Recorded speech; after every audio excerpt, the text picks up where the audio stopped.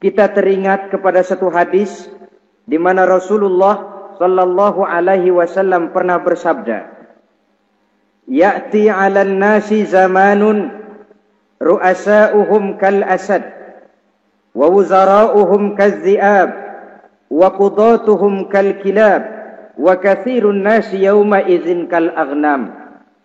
Pada satu saat, kata Nabi, akan datang di tengah masyarakat manusia di mana pada masa itu muncul pemimpin-pemimpin yang bertingkah laku seperti singa. Ru'asa'uhum kal asad. Pemimpin-pemimpin mereka bertingkah laku seperti singa. Saudara kenal singa? Saudara boleh periksa.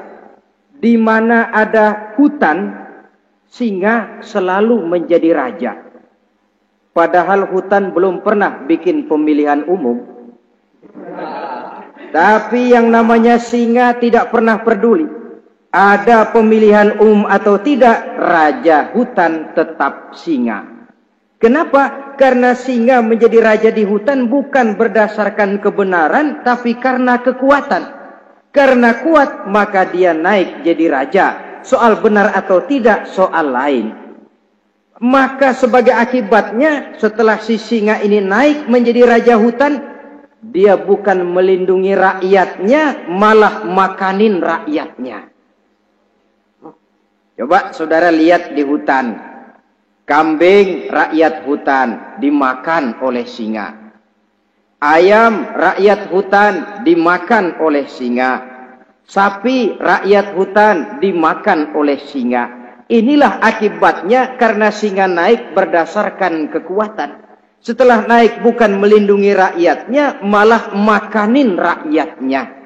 Mental semacam inilah yang dimiliki oleh Raja Namrus laknatullah alaih.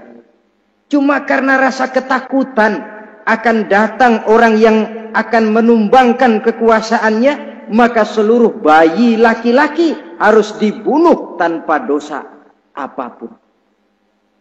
Itu akan datang di tengah masyarakat manusia, muncul pemimpin-pemimpin yang mentalnya seperti singa. Lah kalau yang jadi pemimpin sudah seperti singa, wa wuzara'uhum kazzi'ab. Yang jadi wazir, yang jadi menteri, kata Nabi, lagunya seperti serigala. Nyetel ini. Kalau sudah pemimpin seperti singa, yang jadi menteri seperti serigala. Apa serigala itu? Saudara tahu dalam dongeng anak-anak, serigala itu kan binatang yang paling licik. Untuk terang-terangan dia tidak berani karena tidak punya kekuatan seperti sang singa.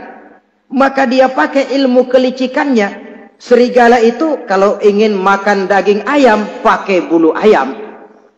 Kalau kepengen makan daging kambing, pakai bulu kambing. Pendeknya, serigala binatang yang menghalalkan segala macam cara asal tujuan tercapai. Itulah serigala. Lambang dari sifat kelicikan. Lempar batu, sembunyi tangan. Pengen makan daging ayam, pakai bulu ayam, nyaruh jadi ayam.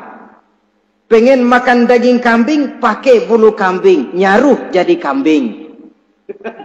Ini akibat dari yang pertama tadi. Pemimpin seperti singa, lalu menteri pun seperti serigala. Efeknya kemudian yang segera menyusul apa? Wa qudatuhum kal kilab.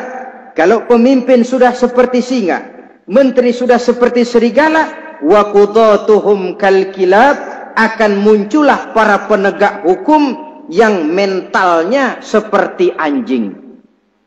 Inna lillahi wa inna ilaihi raji'un. Penegak hukum yang mentalnya seperti anjing itu.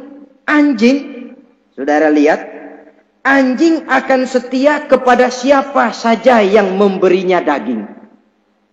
Kalau dia disuruh jaga rumah, dia tidak bisa membedakan mana yang maling, mana yang tamu.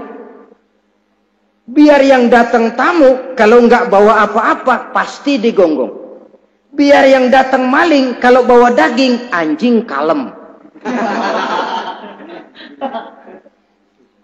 Pokoknya siapa yang memberi saya daging, itulah majikan saya. Apa kata majikan saya, itulah yang saya laksanakan. Maka hilang kebenaran hukum, hancur norma-norma keadilan. Oleh karena apa? Oleh karena anjing dapat daging. Lalu dalam kondisi semacam itu, yang jadi rakyat bagaimana? Kata Nabi, wa katsirun nas yauma izin kal aghnam.